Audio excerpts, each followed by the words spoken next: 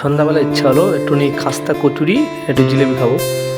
তা আমি তখন আনতে যখন বেরোচ্ছি তখন আরও দুজন আছে, তারা বলছে তখন যাচ্ছ আমার জন্য কিছু খাবার দাবার নিয়ে এসো। তা একজন বললো যে ছোলা মাখা আনতে, একজন বললো কুল মাখা আনতে। তা যাই হোক, আমিও কিছু ছোলা মাখা নিয়ে আমিও নিজে একটা খেয়ে নিলাম। আর ভাবছিলাম যে যাবো জিলেপি আর আনতে খাস্তা কচুরি, কিন্তু ওটা অনেকটা দূর ছিল। তাই ভাবলাম ছোলাটাই আগে নিয়ে নিই, তাই ছোলাটাই আগে নিয়ে নিয়েছিলাম। নিয়ে চলে গেলাম, কিন্তু দোকানে প্রচণ্ড লাইন। তারপরে ওখানে প্রায় আমি 10 থেকে 15 মিনিট লাইনে দাঁড়ানোর পরে মানে একটাই দোকান, আর খাবারগুলো খুব সুস্বাদু আর খুব ভালো হয়, ওই জন্যই এতটা লাইন।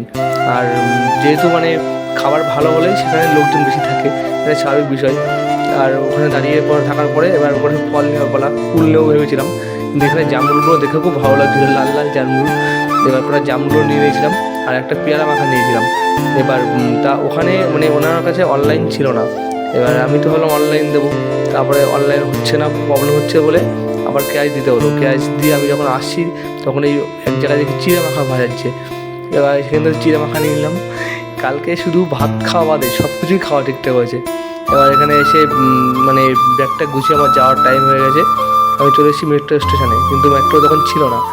সেই মানে অনেকক্ষণ পর মেট্রো আসায় এত ভিড় হয়েছে সেটা দেখতেই পাচ্ছ। Please subscribe my channel.